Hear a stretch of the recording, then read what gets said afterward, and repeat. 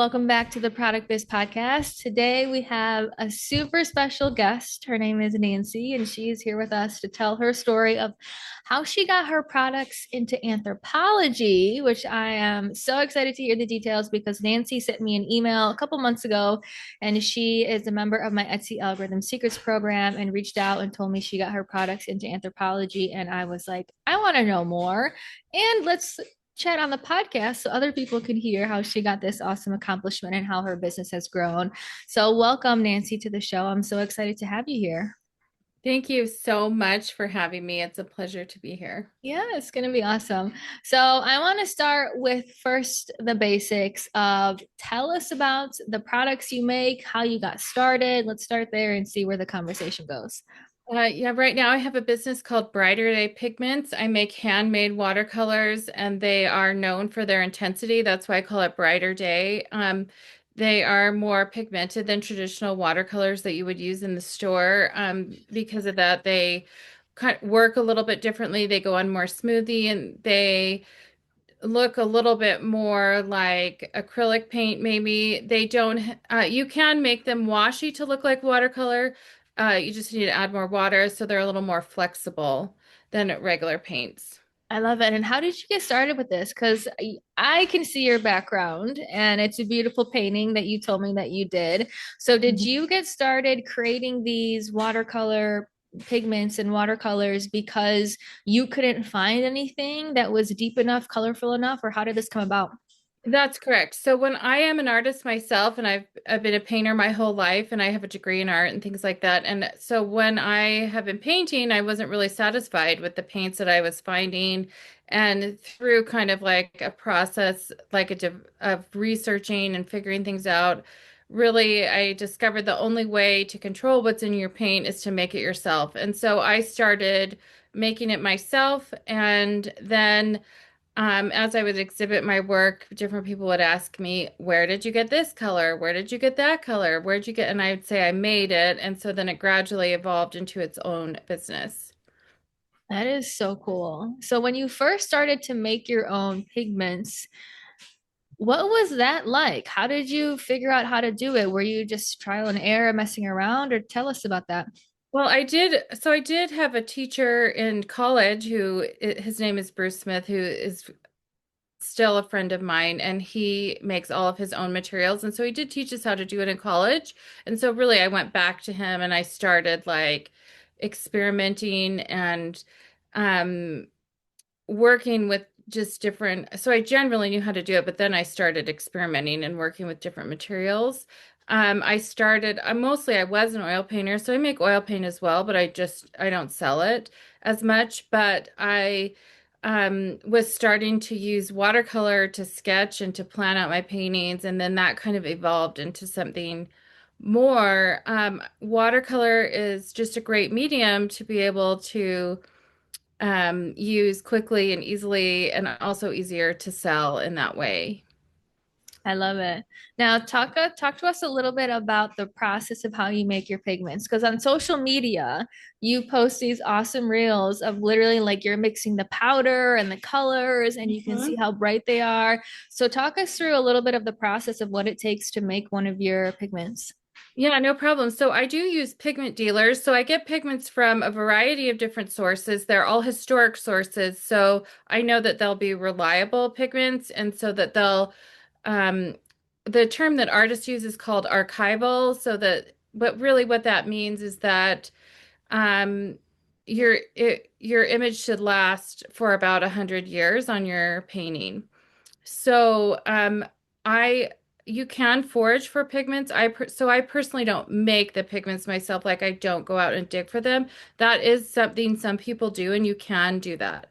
I use just a whole bunch of dealers, and I use a whole bunch of different types of pigments. So I use pigments that are made out of like rocks, soils, and plants. And then also the really bright pigments are a synthetic pigment. So those kind of unnatural colors that you'll find that I kind of specialize in, those are synthetic pigments that are man-made.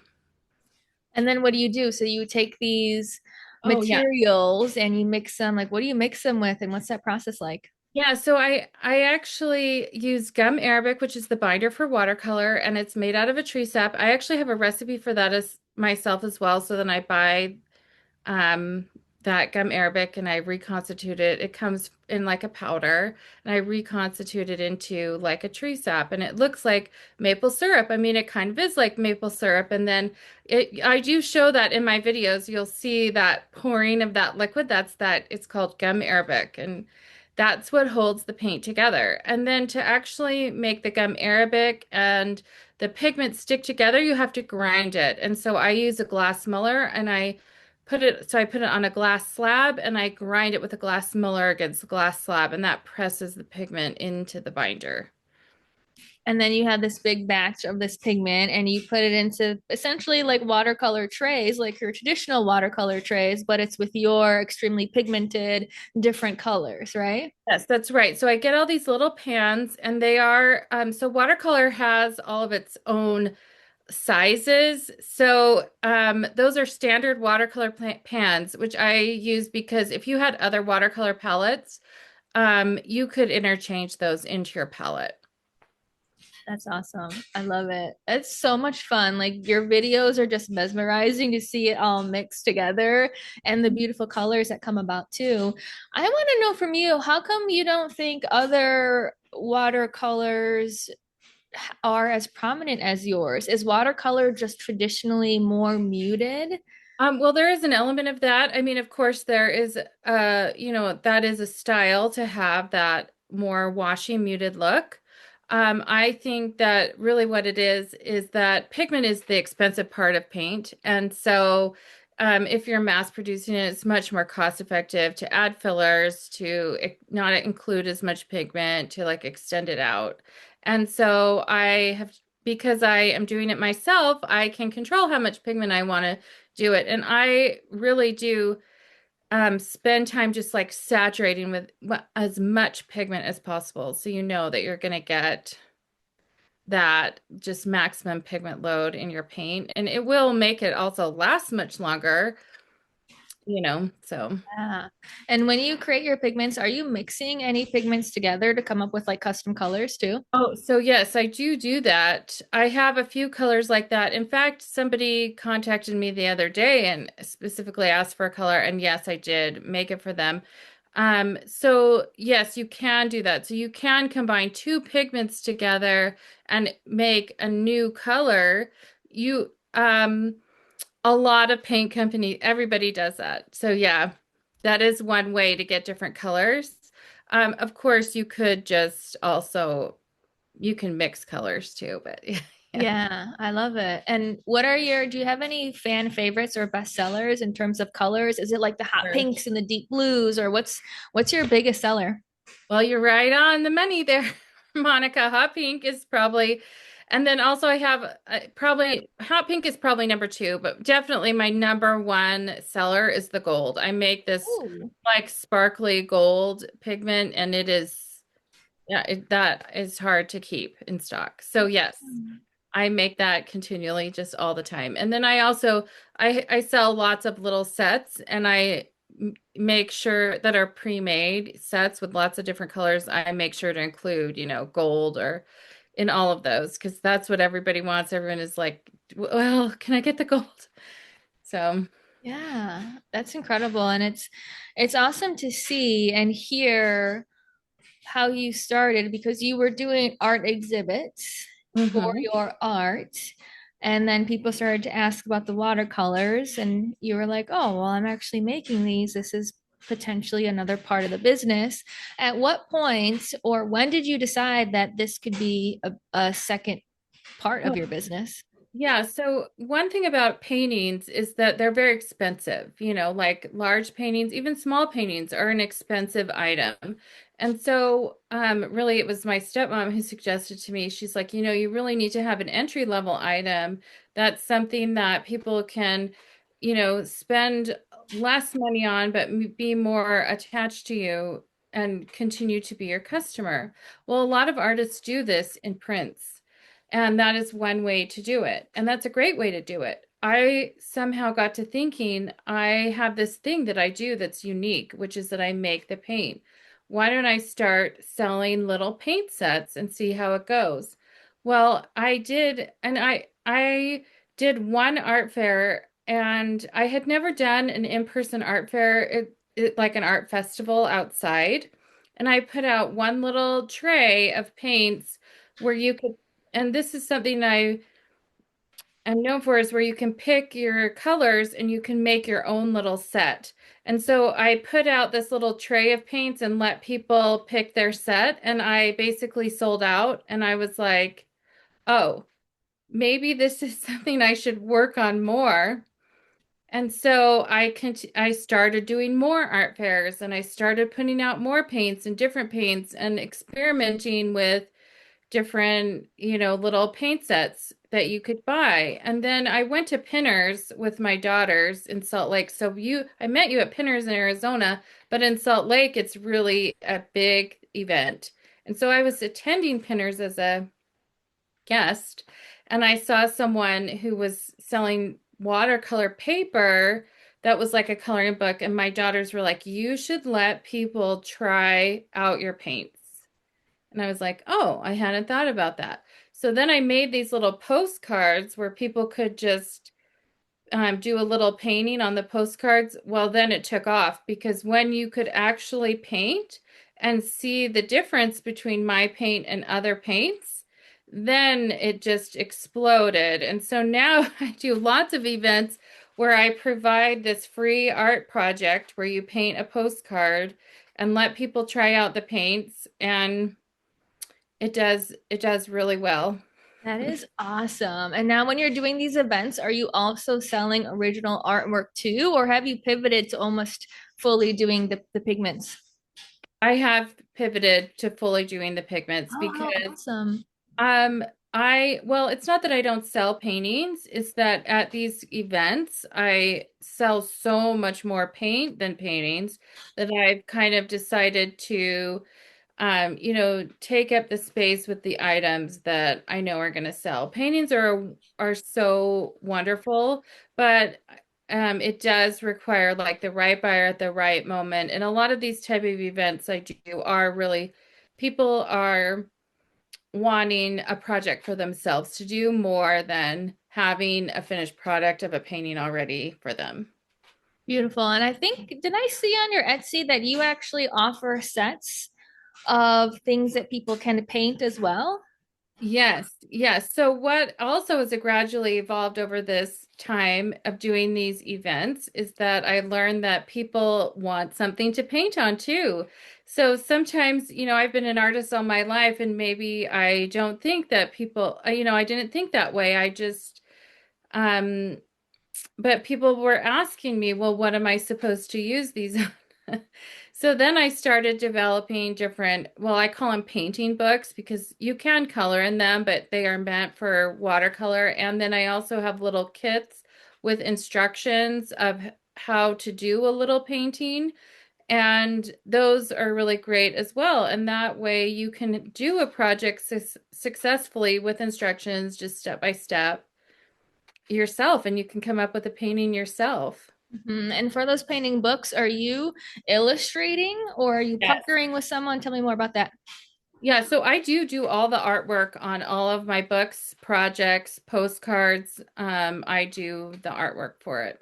So, what are some bestsellers for the painting books? What are they like? Definitely the wildflowers. That one I've sold by far the most. Right now I have four painting books out. One is about the beach. I have a national parks, and I have I call it Sweet Tooth, but it's about sweets and desserts, and definitely wildflowers. That was the first one I did, but I think my customers are, 95% women. Flowers definitely, you know, very fun. It's a very appealing, feminine, and then also, flowers are very forgiving too to paint.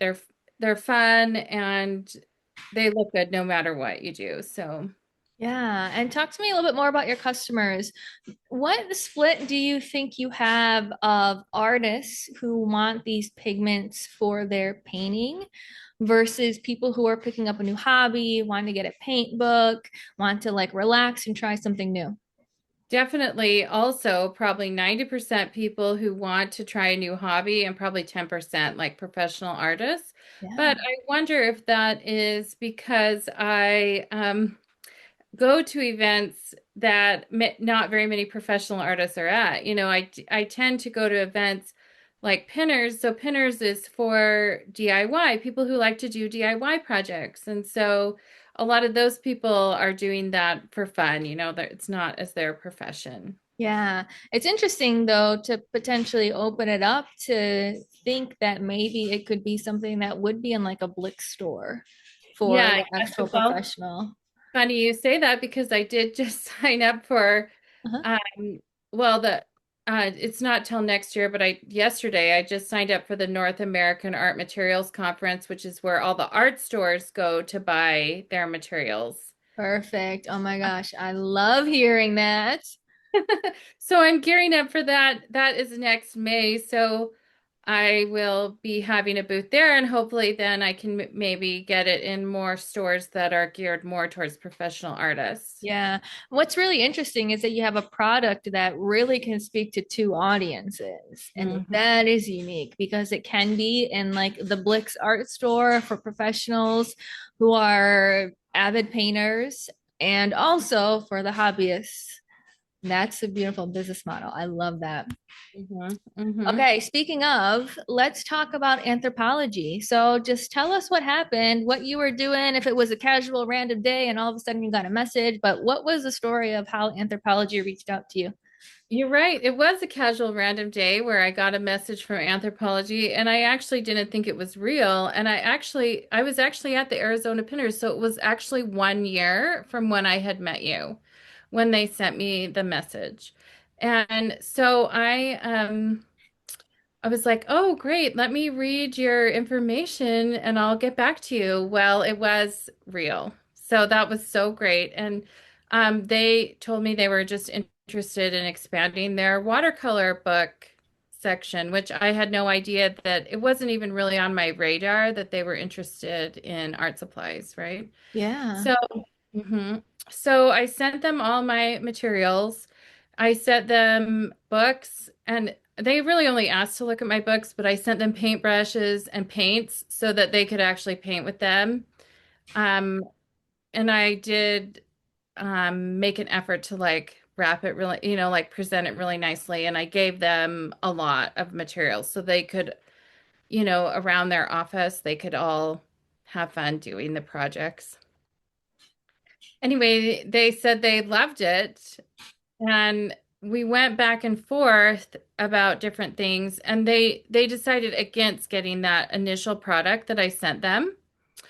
So, this is one thing that I had learned so about going to art fairs and doing art fairs is that I had created a product for the postcards. So I mentioned before that I did that postcard project that I offer for free. And it's really great because people enjoy doing it. They're at the event, they take the time to do it, and they love doing it. Well, I created a product where they could buy that and take it home with like a little mini paint set, the postcards, and a little paintbrush in a little pouch. And it's a less expensive item. And then it has everything you need in that little carrying case. And so if they're hesitating on the price of the paints, then I'll say, well, I'll offer this product to them. So I kind of did the same thing with Anthropologie that I learned to do in-person events, which is I offered them this alternative project that had the paints and the book, well, it's postcards and a paintbrush together. So it had everything in it. I think it was they really loved doing all the paint sets and the book, but because it was a new category for them, they were hesitant to, um, they wanted something a little more casual, I think. Yeah. So then I sent that to them and they really liked it. They accepted that. So gosh. Okay, so what's the final product or products that they said yes to? So they said yes. So they said yes to this one. It's called, well, I call it the favorite things pouch because I put the postcards, which everyone loves, and then I put the favorite colors in it, which are the gold, the pink, the blue. And so they accepted that. And I actually made a second pouch so that there's two colors. So that will be actually a new product that I've never sold, but it's a different version of the same product. But that one has kind of like more primary colors in the little paint set. Um, so that you could choose those colors as well, or if you got both, there wouldn't be overlap. That's awesome. And will Anthropologie have those two or just one of They them? will. They'll have those two on their website um, next week sometime. Oh my gosh, that is incredible. And what are the postcards of? You said it's a pouch, some of your main colors, postcards. Is it the florals or something else? All different. So the postcards that I have included in there are just a variety actually of postcards that I've used at different events and in the books. They're just a variety of random images. So there are some of the sweets images, some of the underwater images, some of the flowers. They're just a variety. Oh my gosh, how fun.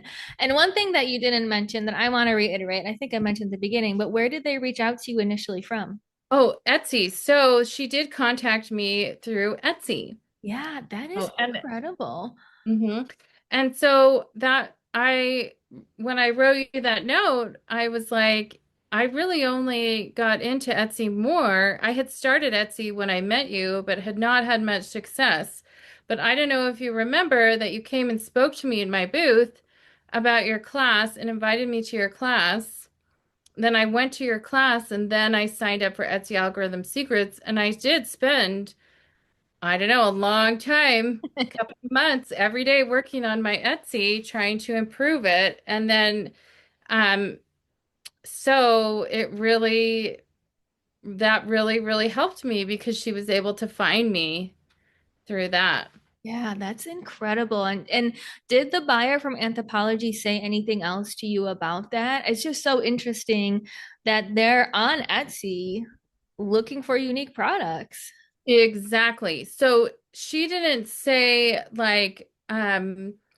she didn't comment anything about like the look or the style of my shop or anything like that. She just wrote me specifically that she was looking for watercolor books and wanted more. And so I'm guessing, well, I actually haven't asked her specifically about this process that she went through, but I'm assuming that she would have put like watercolor books into Etsy and, gone through them and seen the ones that she felt like match their brand, you Uh-huh. know, and then ask for samples. That is incredible. That Hmm is so exciting. And that's one of the main reasons why a lot of people are hesitant to be on Etsy, which I mean, I can understand. There's pros and cons to every single platform, right? There's pros and cons to social media, Instagram, TikTok, Etsy, Fair, all of it. But Etsy is the one place where when people are looking for unique products, that's where they're going to go. When hmm buyers from Anthropologie are looking to expand their watercolor book line and they want to find something unique that's not made, that's not potentially on Amazon or that's not everywhere or that's up and coming or that's maybe a hidden gem that hasn't really been tapped into yet, they're going to go look on Etsy. And that is so cool that they reached out to you there. So after they reached out, a lot of negotiations. You sent them samples, talked about different products, etc. Now, with it launching in the next week or so, do they have your products? Like you shipped a bulk amount Yeah, to them and they're going to yeah. fulfill the orders as they come in? This has been I mean, it's amazing to be on this side of a product because you don't realize what goes into the development of products until you're actually doing it. And so there was a lot of negotiation with them about, there was several things that we went back and forth on just about the look, the pricing, things like that. Also, it is a wholesale purchase. So they did buy a set amount of items and then I had to ship those to them. That is also a whole learning process learning how to use their vendor portal, learning how to ship to them. There's so many ins and outs of being in a retail store that you have no idea about that was like a huge, huge learning curve. And when I shipped everything out on Monday, I was like, I did it. Yes.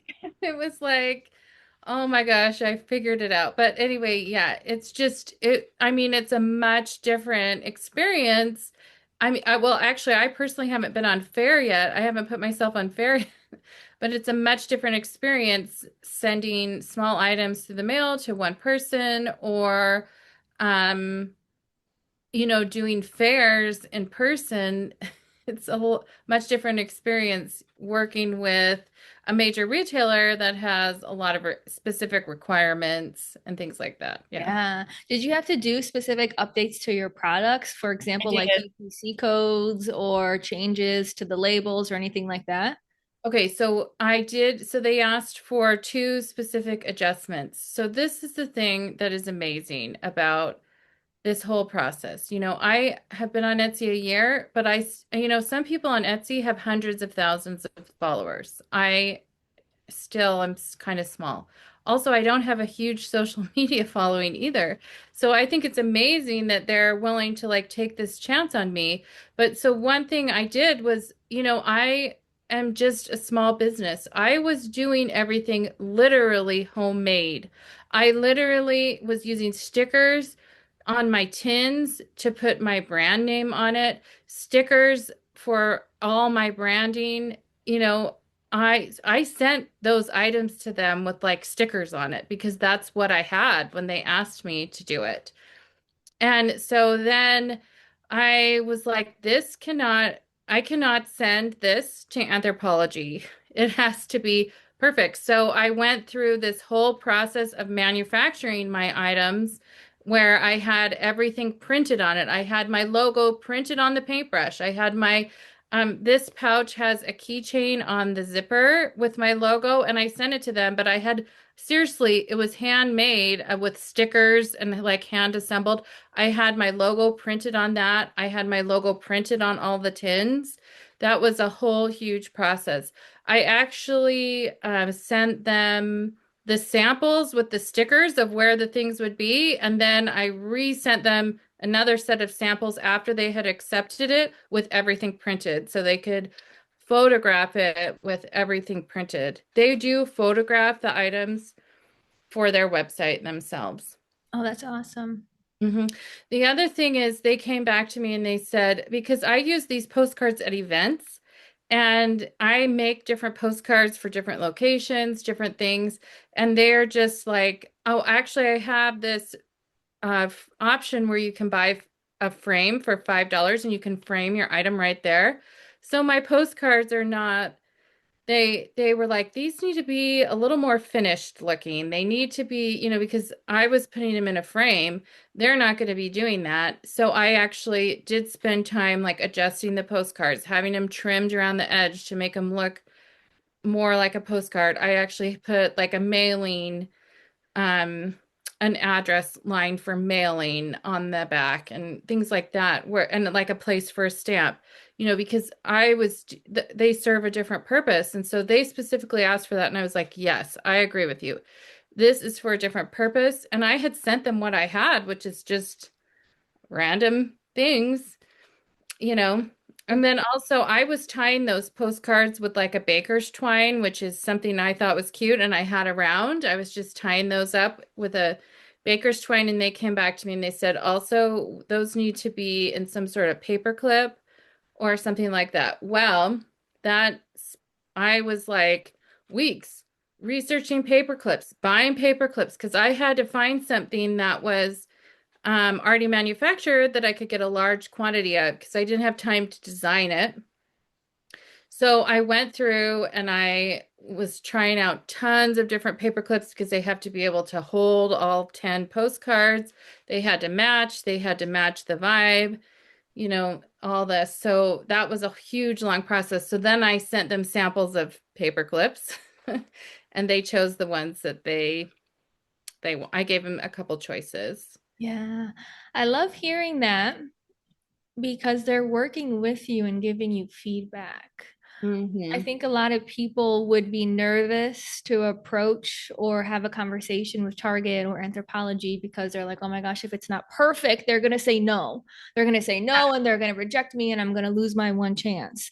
But you were like, I'm going to send them what I have. And then they see the beautiful components of your business and have some small tweaks to elevate it and gave you feedback and really worked with you to Hmm. bring it into fruition.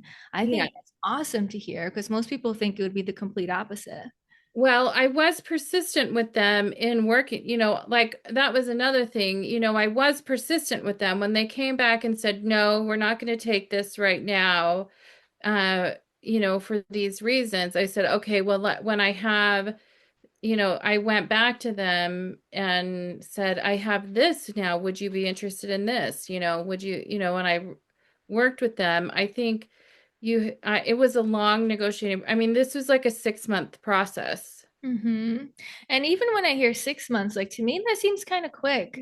Because sometimes, Really? Okay. I mean, I'm sure for you, it was like the longest 6 months ever, getting it updated. But 6 months, I think, is fairly quick for something that they've been working with you and giving you feedback on. That it's not just okay, I like it, let's buy it. I like the 6 month mark. That doesn't sound too scary. Have they said anything about like you not being able to sell this set elsewhere? Is it exclusive No, to them? no. Oh, that's nice too. Hmm. And these updates that you've made, I'm sure you're going to continue Yes. across the So board. well, that's another thing. So when I had to get this manufactured, they have minimum quantities. It was much larger than the amount that they were going to purchase. Also, I think because of the economy and things changed from November to March when I was finalizing this, they ended up buying less than they had initially suggested, Mhm. so I do have I have a lot of this that I will be working on selling this or offering it to other places after, you know, it's been sold at Anthropologie. Yeah. Yeah, and you know what's super cool is you have a great selling point. When you reach out to other stores, have it be smaller boutiques or bigger stores, be like, hey, I think you'd love our bestseller. We're actually selling an Anthropologie. Would you like to carry this in your store too? Yeah. So, Yeah. yeah. Well, I am in a lot of stores in my local area. Mm. Yeah, they definitely want it for Yeah, sure. Yeah. that's so exciting. Wow, that's incredible. So, is the plan with Anthropologie, they're having this on their website, see how it goes, and if things sell good, then they're going to reorder and continue and keep chatting with That's a you, right? possibility, yeah. So, yes, that's definitely a possibility, and I definitely hope to continue my relationship with them and work on maybe other products with them as well, for sure. I mean, I would definitely like to. Yeah. Tell me more about how you had to be persistent because I hear that a lot with small business owners that they really struggle with being persistent. So they'll Hmm. reach out to a store once, they won't hear back, and they start to feel not good enough. They take it personally. They feel like they're bothering them if they reach out a second time. So what was your mentality or how did you have to be persistent for this to come to fruition? Well, for one, this wasn't a cold call. I mean, she did contact me, but I mean, I could have said no, like, oh man, that's too bad. They rejected me. Instead, I went back and tried to find out what would work for them, and just continue to negotiate with them. I think that you have to do that with everything, right? You Yeah. know. So what Mhm. was your mentality? Was it just let me Like, shoot my shot? this Let is me a just great keep following up? opportunity. Let me keep working on this. I mean, well, for one, they told me they loved, after they had received my first set of products, they told me they loved them. Mhm. So that was a great, in because I knew that they enjoyed them. And when they said no to the first set of products, before you pitched the set and the pouch, was it just, hey, this is a higher price point that we want, or it's too complex, it's too complicated, blah, blah, blah? Like, what were those reasons? Well, it was so it was because they felt like it was too expensive. So I sent them the book. Well, they initially asked for the book. The book itself is not expensive. The paint sets I sent them are expensive. And they felt like it was kind of risky for them because they hadn't really tried something like that with their customers, like a big paint set like that. And how much is the paint set, that set that you sent them, retail So I price? sent them one that was 89 and I sent them one that was 125. Okay, got it, got it. Okay, It surprised me though. I mean, if you've seen, I mean, it was kind of surprising to me because their items are expensive. right. But I understand that when they're saying it's a new category, they want to experiment with it first. I mean, I do that also with my own products. You Mhm. know, I understand that when I'm trying things out, I do a smaller amount, I test them out and see how it does before I invest in a larger amount. Mm-hmm. And the retail price for the sets that they did end up getting, what's that price point at? Maybe 45. Okay, got it. So the 89, 125, they're like, this is too high. And then you came back and said, well, what about this? You guys love the paint sets, the pigments, the colors. You liked the artwork that's on the books. Here's a lower price option that could really work. Right, right, exactly. And so this has a small paint set. It has six paints, then a paintbrush, and then the 10 postcards. Yeah. So it's a way to get all of it together for a less expensive price. Hmm.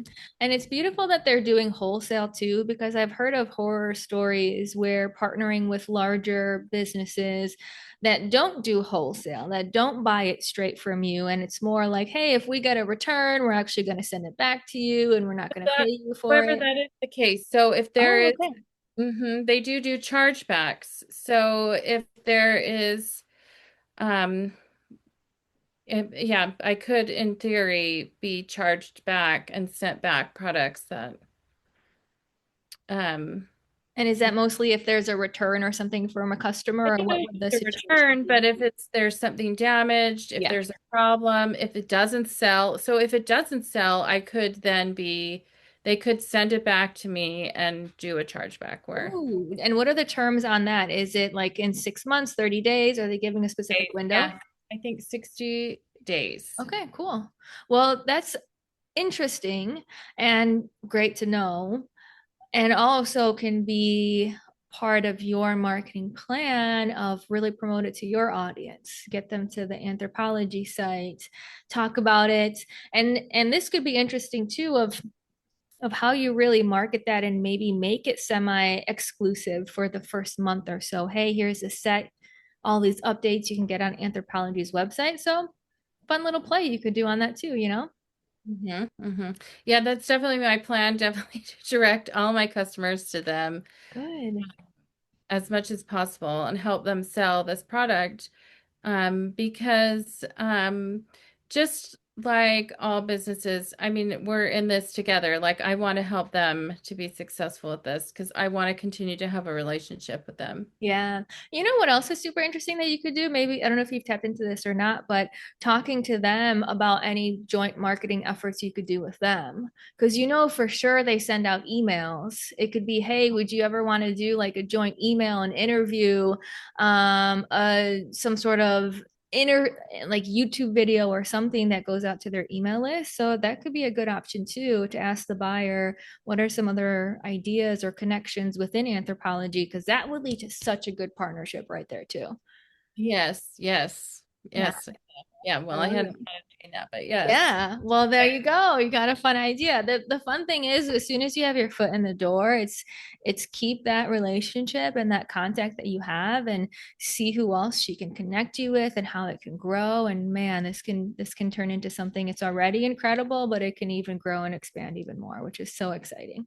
Exactly, Yeah. exactly. Oh my gosh. Okay. Last thing I want to say, you said that you've been manufacturing things. So are you manufacturing the colors or is it the tins and the packaging, etc.? All the packaging. So I'm continuing to make the paint by hand myself. So Yeah.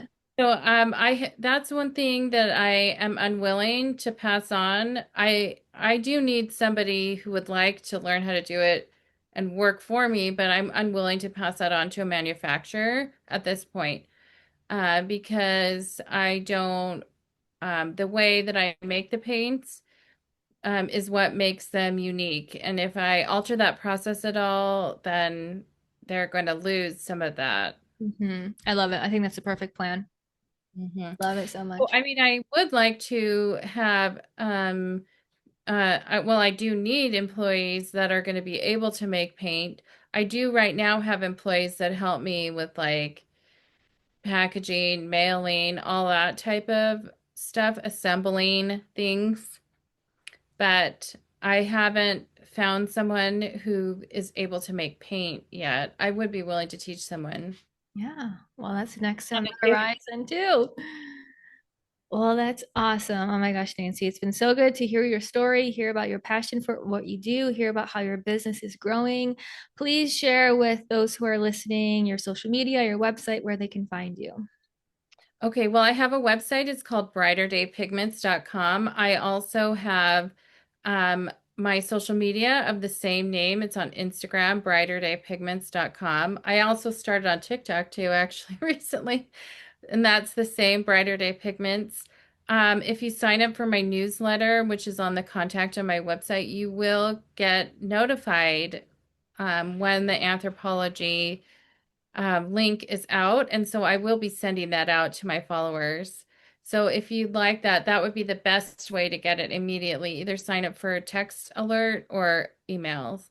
That is so exciting. I am just so proud of you. And I'll make sure to link all of that in the show notes so people can find you and check out your incredible sets that are going to be on Anthropologie in the next week or so. So thank you, Nancy. Thank you for being here, sharing your story. And I can't wait to see what's next for you. And thank you to everyone listening to this week's episode of the Product Biz Podcast.